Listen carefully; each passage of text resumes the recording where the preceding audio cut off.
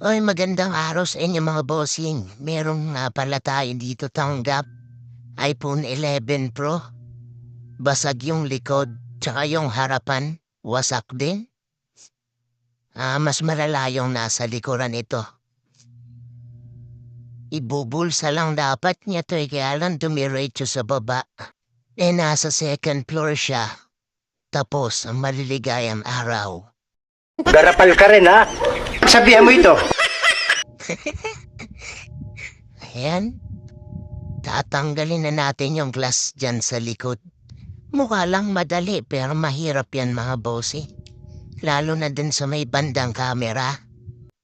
Kaya doble ingat talaga.